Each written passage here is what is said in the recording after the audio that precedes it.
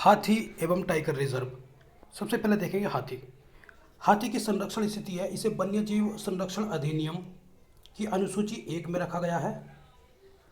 Sites के परिशिष्ट 1 में रखा गया है और IUCN की रेड डाटा लिस्ट में इसे एंडेंजर्ड के रूप में रखा गया है, शामिल किया गया है।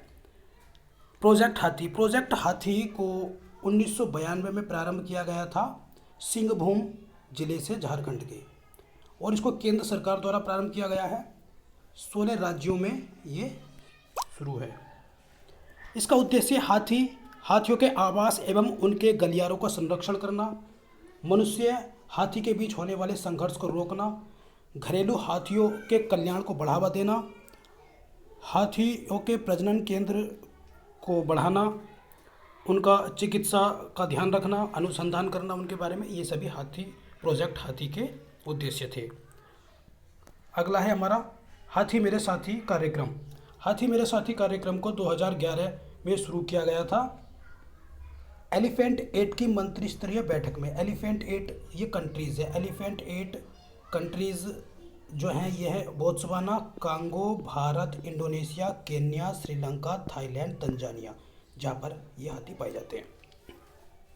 तो हाथी मेरे साथी कार्यक्रम 2011 में एलिफेंट 8 की मंत्री स्तरीय बैठक में शुरू किया गया था और इसको शुरू किया था पर्यावरण मंत्रालय और wild life trust of India के द्वारा। पर्यावरण मंत्रालय और wild life trust of India के द्वारा, ठीक है। एक अगला कार्यक्रम है माइक, हाथियों से संबंधित। माइक की फुल फॉर्म है monitoring of illegal killing of elephants. इसको 2003 में प्रारंभ किया गया था और इसको साइट्स के एक प्रस्ताव द्वारा प्रारंभ किया गया था। साइट्स के एक प्रस्ताव द्वारा प्रारंभ किया गया था। दक्षिण एशिया में इसको प्रारंभ किया गया था और जो माइक है, इस माइक का ऑफिस है बैंकॉक में। टोटल इसमें 28 साइट्स हैं जिसमें कि 10 भारत में हैं, ठीक है। हाथी एक राष्ट्रीय विरासत पशु है भारत का और इसको 2010 में राष्ट्रीय विरासत पशु घोषित किया गया था। किसके द्वारा? देखिए, वन्यजीव बोर्ड की स्थायी समिति की सिफारिश द्वारा राष्ट्रीय विरासत पशु घोषित किया गया था 2010 में। अब बात करते हैं हाथी रिजर्व की। हाथी रिजर्व को ये हाथी रिजर्व जो है केंद्र प्रायोजित योजना है और ये प्रोजेक्ट हाथी के तहत अधिसूचित किए जाते हैं और वर्तमान में कुल 33 हाथी रिजर्व हैं। 33 हाथी रिजर्व हैं। 80,000 किलोमीटर स्क्वायर एरिया में ये फैले हुए हैं और जो नवीनतम हाथी रिजर्व यानी कि 33वां हाथी रिजर्व शामिल किया गया है वह तराई हाथी रिजर्व दुधवा पीलीभीत क्षेत्र उत्तर प्रदेश में है ये, ठीक है। इसको 2022 में शामिल किया गया था। सबसे ज़्यादा हाथी रिजर्व तमिलनाडु में पाए जाते हैं 5 और असम में पाए जाते हैं 5। तो सबसे ज़्यादा हाथी रिजर्व तमिलनाडु और असम में है 5, ठीक है। सबसे छोटा हाथी रिजर्व है सिंगफन जो कि नागालैंड में है, ठीक है, सिंगफन। सबसे बड़ा हाथी रिजर्व है मैसूर हाथी रिजर्व कर्नाटक में, ठीक है। और पहला हाथी रिजर्व जहाँ से शुरू किया गया था, देखिए पहला हाथी रिजर्व है सिंहभूम झारखंड में, ठीक है।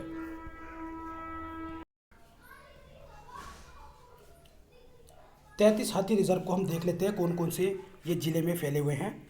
कर्नाटक में मैसूर हाथी रिजर्व है, झारखंड में सिंहभूम हाथी रिजर्व, आंध्र प्रदेश में रॉयल, तमिलनाडु में श्रीविल्लिपुतुर हाथी रिजर्व, अन्नामलाई, कोयम्बटूर, नीलगिरी और अगस्त्यमलाई हाथी रिजर्व, ये 5 है तमिलनाडु में, ठीक है। और हम देखें अगर उत्तराखंड में है शिवालिक, उत्तर प्रदेश में है तराई और उत्तर प्रदेश हाथी रिजर्व, नागालैंड में है सिंगफन जो कि सबसे छोटा है। असम में देखते हैं हम, असम में है सोनितपुर, दिहिंग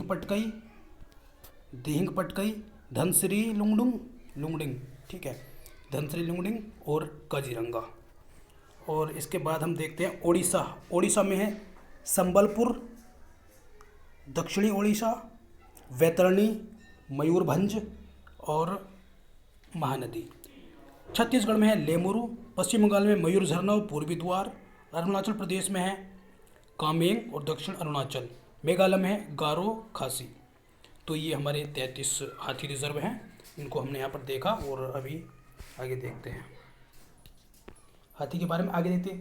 देखिए, हाथी गणना 2017 में की गई थी लास्ट बार, और इसमें भारत में जो हाथी हैं वो हैं कुल 29,964, और सबसे अधिक जो हाथी पाए गए हैं वो कर्नाटक में है 6,049, दूसरे नंबर पर असम आता है और तीसरे पर आता है केरल। तो ध्यान रखना, सबसे ज़्यादा हाथी कहाँ पर है? कर्नाटक में है।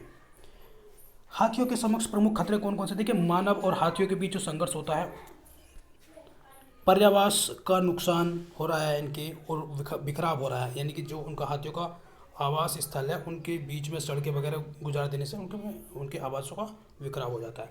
अवैध शिकार, छोटी छोटी आबादी में रहते हैं ये, तो इनमें आनुवंशिक विविधता बहुत कम पाई जाती है।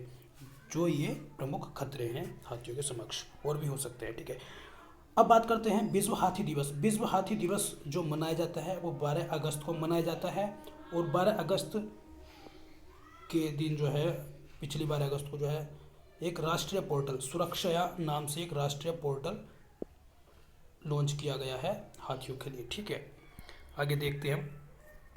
देखिए, एलिफेंट कॉरिडोर यानी कि हाथी कॉरिडोर, कुल 88 हाथी कॉरिडोर है जहाँ से हाथी गुजरते हैं। ये एक राज्य के बीच भी हो सकते हैं और 1 से 2 राज्यों के बीच में भी हो सकते हैं। तो कुल हाथी कॉरिडोर है 88, सर्वाधिक कॉरिडोर है मेघालय में। एलिफेंट विलेज की अवधारणा जो है, ये एलिफेंट को चिकित्सा सुविधा और उनके कल्याण के लिए प्रदान की गई थी, और सबसे पहले एशिया में इसको अपनाया गया था एलिफेंट विलेज की अवधारणा को श्रीलंका में, दूसरे नंबर पर थाईलैंड में, और तीसरे नंबर पर भारत में एलिफेंट विलेज को अपनाया गया है। भारत ने कहाँ पर? कुंडा गांव, जयपुर, राजस्थान में। ठीक है, चलिए आगे देखते हैं। भारत का प्रथम हाथी पुनर्वास केंद्र हरियाणा में। एलिफेंट टास्क फोर्स का गठन किया गया था अवैध शिकार को रोकने के लिए, और किसके नेतृत्व में किया गया था ये? महेश रंगराजन की समिति में, डॉक्टर महेश रंगराजन की नेतृत्व में। हाथी की गर्भावधि, कुछ तथ्य देख लेते हैं हाथी संबंधित। हाथी की गर्भावधि कितनी होती है? देखिए, 630 से 660 दिन होती है, यानी कि लगभग 22 माह, और इनका जीवन काल होता है 70 वर्ष। और जब हाथी चलते हैं झुंड में, ठीक है, तो इनके झुंड का नेतृत्व करती है मादा हाथी। तो हाथी से संबंधित प्रमुख तथ्य हमने यहाँ पर देखे हैं। ठीक है, आगे देखते हैं हम। टाइगर। अब टाइगर प्रश्न हमारा पूछा जाएगा कि ये किनकी स्थिति क्या है। ठीक है, तो इनमें तीनों में से किसी भी तरीके से पूछ सकते हैं। ठीक है, IUCN का ये एंडेंजर्ड है। देखिए, हाथी भी एंडेंजर्ड में था, टाइगर भी एंडेंजर्ड में है। तीनों का एक ही है, मतलब टाइगर का भी, एलिफेंट का भी, इन सबका एक ही स्टेटस है। ठीक है, साइट्स में भी परिशिष्ट 1 में है, और WPA के 1972 में अनुसूची 1 में शामिल है। प्रोजेक्ट टाइगर कब शुरू किया गया था? 1973 में शुरू किया गया था। बहुत ही महत्वपूर्ण है, जरूर पूछा जाएगा, और 1 अप्रैल को प्रारंभ किया गया था। ठीक है, और 2023 में इसके 50 वर्ष पूरे हो गए हैं। और ये कहाँ से शुरू किया गया था? कॉर्बेट नेशनल पार्क से शुरू किया गया था 1973 में। केंद्र प्रायोजित परियोजना है, और इसमें जो टाइगर है इनका संरक्षण किया जाता है इन सिटू संरक्षण विधि के द्वारा। ठीक है, और इसकी कार्यान्वयन एजेंसी कौन सी है? इसकी कार्यान्वयन एजेंसी है NTCA, प्रोजेक्ट टाइगर की। ठीक है, NTCA की फुल फॉर्म है नेशनल टाइगर कंजर्वेशन अथॉरिटी, राष्ट्रीय बाघ संरक्षण प्राधिकरण।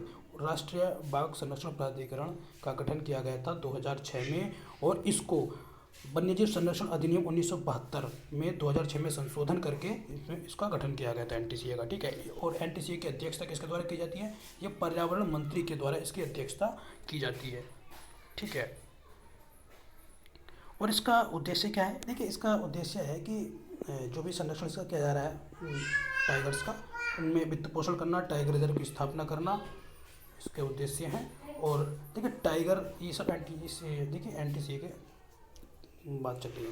ठीक है, टाइगर रिजर्व में कोर क्षेत्र का निर्धारण कौन करता है? ये भी NTCA करता है। अब बात करते हैं एक टाइगर संबंधित एक सम्मेलन होता है। देखिए, सेंट पीटर्सबर्ग डिक्लेरेशन, ये क्या है? देखिए, सेंट पीटर्सबर्ग डिक्लेरेशन जो है ये 2010 में हुई थी, और इसमें क्या घोषित किया गया था? इसमें घोषित किया गया था कि बाघ की आबादी को दुगना करना है 2022 तक। ठीक है, तो इसके लिए T x2 प्रोग्राम लॉन्च किया गया था। किसके द्वारा? WWF के द्वारा। बहुत ही महत्वपूर्ण है। ठीक है, इसका T x2 क्या मतलब है? कि टाइगर की पॉपुलेशन को दुगना करना। और टाइगर की पॉपुलेशन को दुगना करने वाला पहला देश बन गया नेपाल। ठीक है, और भारत ने भी इसको डबल कर लिया है, इस आबादी को, जो कि लक्ष्य था 2022, तो भारत ने लक्ष्य से पहले ही इसको अचीव कर लिया है। तो ये हमने देख लिया है। आगे देखते हैं global tiger initiative. Global tiger initiative को जो है 2000 ग्लोबल टाइगर इनिशिएटिव को 2008 में शुरू किया गया था। ये किस किस के द्वारा शुरू किया गया था? देखिए, ये एक वैश्विक गठबंधन है जो कि सरकार, अंतर्राष्ट्रीय संगठन, सिविल सोसाइटी, वैज्ञानिक समुदाय, निजी क्षेत्र और अन्य संगठन जैसे कि GEF, वर्ल्ड बैंक इत्यादि का ये एक वैश्विक संगठन है। ग्लोबल टाइगर इनिशिएटिव 2008 में शुरू किया गया था और इसमें स्नो लेपर्ड को भी शामिल कर लिया गया था 2013 में, ठीक है। और ग्लोबल टाइगर इनिशिएटिव को जो है 13 टाइगर रेंज कंट्रीज़ में शुरू किया गया था। तो कितने टाइगर रेंज कंट्रीज़ हैं? 13 टाइगर रेंज कंट्रीज़ है जहाँ पर टाइगर पाए जाते हैं। एक महत्वपूर्ण और है अभी CATS, यानी कि कंजर्वेशन एश्योर्ड टाइगर स्टैंडर्ड्स। इसको 2013 में प्रारंभ किया गया था। और अब क्वेश्चन हमारा इस तरीके से पूछा जाएगा कि CATS में कितने टाइगर रिजर्व घोषित किया गया है, मतलब कितने टाइगर रिजर्व आते हैं इसके अंदर CATS के अंतर्गत। देखिए, CATS एक स्टैंडर्ड्स है जो कि ये बताता है कि टाइगर रिजर्व्स का या फिर जहाँ पर टाइगर्स का कंजर्वेशन किया जा रहा है कि क्या क्या उसके मानक होंगे। तो बिल्कुल एक स्टैंडर्ड्स उन्होंने सेट कर दिया है उसके लिए। तो आगे देखते हैं हम। तो देखिए, CATS में बात करें तो कुल 17 स्थल है, याद रखना 17 स्थल है। अगर ऐसा पूछा जाए सभी तो 17 हैं, लेकिन अगर टाइगर रिजर्व से पूछा जाए तो कितना टाइगर रिजर्व है इसमें? 14 टाइगर रिजर्व है। 17 कैसे हो गए? क्योंकि 3 अन्य स्थल भी हैं। तो 3 अन्य स्थल कौन कौन से हैं? देखिए, जो कि टाइगर रिजर्व नहीं है, 3 अन्य स्थल है। लैंसडाउन वन प्रभाग उत्तराखंड, रामनगर वन प्रभाग उत्तराखंड और 24 परगना वन प्रभाग पश्चिम बंगाल में, ठीक है। अब अगर हम इसकी बात करें कि इसमें 14 टाइगर रिजर्व CATS के अंतर्गत कौन कौन से हैं? मानस है, काजीरंगा, ओरंग, सतपुड़ा, कान्हा, पन्ना, पेंच, वाल्मीकि, दुधवा, सुंदरबन, पराम्बिकुलम, मुदुमलाई, अन्नामलाई, बांदीपुर। तो ठीक है, तो CATS का शुरुआत जो की गई 2013 में, ये एक स्टैंडर्ड्स है टाइगर कंजर्वेशन के लिए और इसकी फुल फॉर्म है कंजर्वेशन एश्योर्ड टाइगर स्टैंडर्ड्स। 17 स्थल आते हैं, 14 टाइगर रिजर्व है और 3 अन्य स्थल हैं, ठीक है जी। आगे देखते हैं हम। देखिए, बाघ गणना। देखिए, बाघों की गणना जो की जाती है पगमार्ग विधि से और कैमरा ट्रैप विधि से।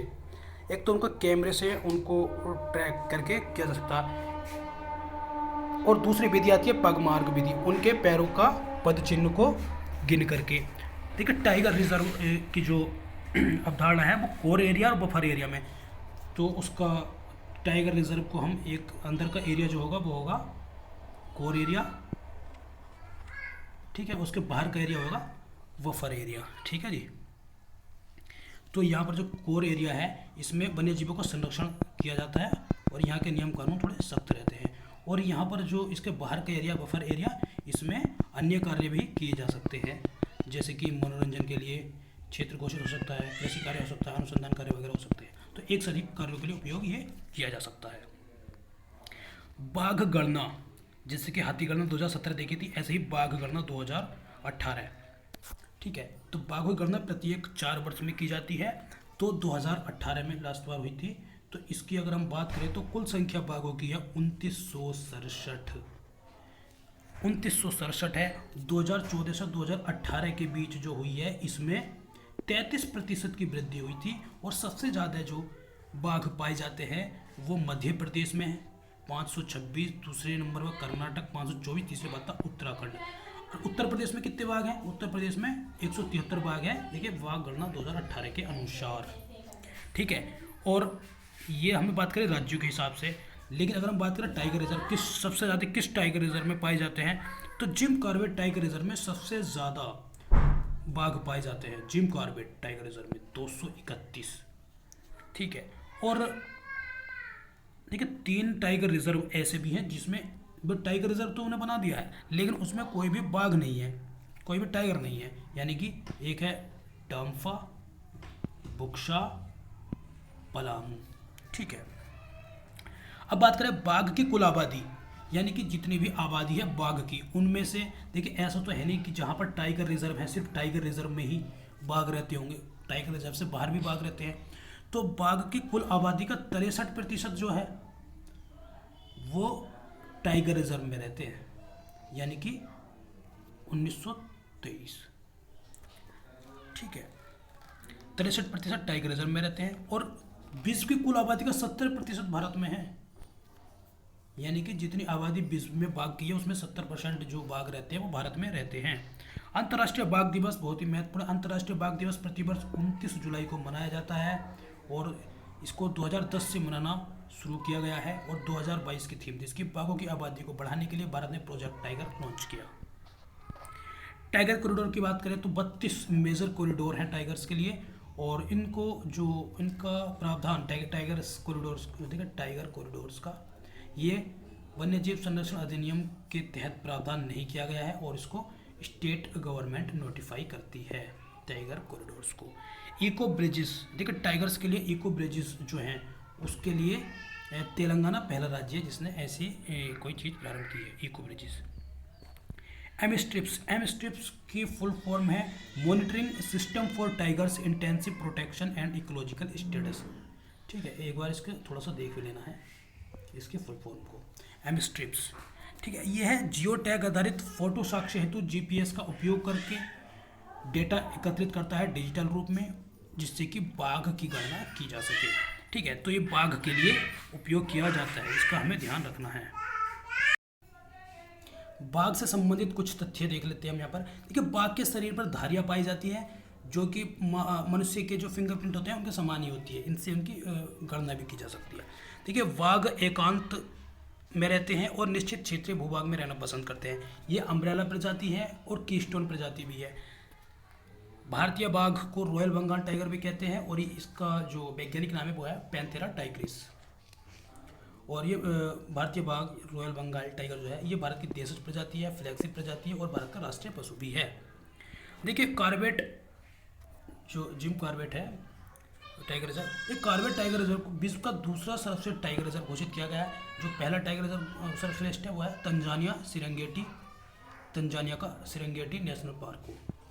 इसका क्या है, इसको अंतर्राष्ट्रीय ग्लोबल टीम द्वारा घोषित किया गया है। वो ये है कि टाइगर्स के लिए अच्छा रखरखाव, पर्यटन की अच्छी सुविधा, इस हिसाब से सर्वश्रेष्ठ की बात चल रही है।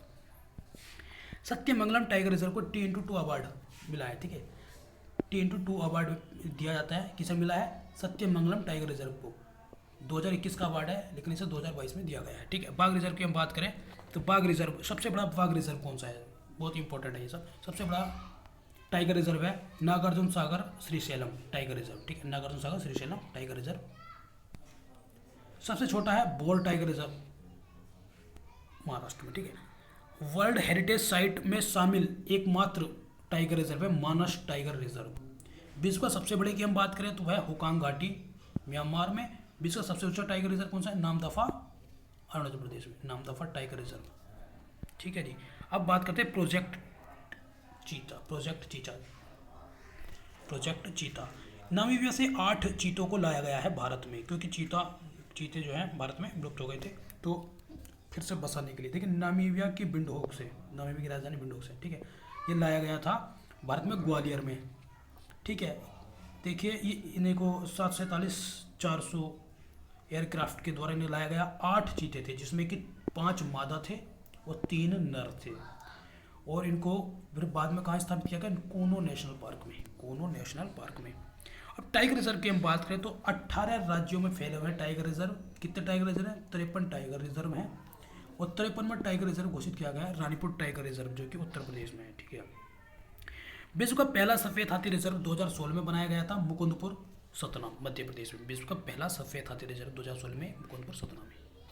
अब बात करते हैं टाइगर रिजर्व की, कौन सा किस राज्य में है उसको हम जल्दी से देख लेते हैं।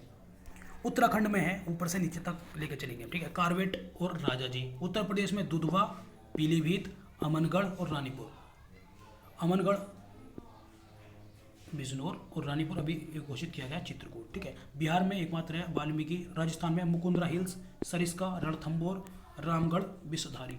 महाराष्ट्र में है पेंच, मेलघाट, तड़ोवा अंधारी, सह्याद्री, वोर जो कि सबसे छोटा है, नवेगांव, नागजीरा। मध्य प्रदेश की अगर हम बात करें तो मध्य प्रदेश में है पन्ना, कान्हा, सतपुड़ा, बांधवगढ़, संजय दुबरी। झारखंड में बेतला, पलामू। छत्तीसगढ़ की हम बात करें तो छत्तीसगढ़ में इंद्रावती, अचानकमार, उदंती सीता नदी, गुरु घासीदास। उड़ीसा की बात हम करें तो सिमलीपाल, सतकोसिया, सुनावेदा। पश्चिम बंगाल में सुंदरवन, बुक्शा। असम में मानस, काजीरंगा, नामेरी, ओरांग। अरुणाचल प्रदेश में नामदफा, पाखुई, कामलांग। मिजोरम में दम्फा। तेलंगाना की बात हम करें तो तेलंगाना में है अमरावद, कव्वाल। आंध्र प्रदेश में नागार्जुन सागर, श्रीशैलम, जो कि सबसे बड़ा है। कर्नाटक में नागरहोल, भद्रा, वनेरघट्टा, अंसीडांडेली, विलगिरी, रंगनाथ मंदिर। केरल में है एक ये पेरियार। तमिलनाडु में है सत्यमंगलम, मुदुमलाई, कालकड़, मुंडनथुरई, अन्नामलाई। तो देखिए ये एक बार से याद नहीं होंगे, इनको देखना ही होगा, कई बार देखें तब जाकर ये याद हो पाएंगे टाइगर रिजर्व। तो इसमें से प्रश्न जरूर पूछा जाता है, तो जरूर देख लेंगे।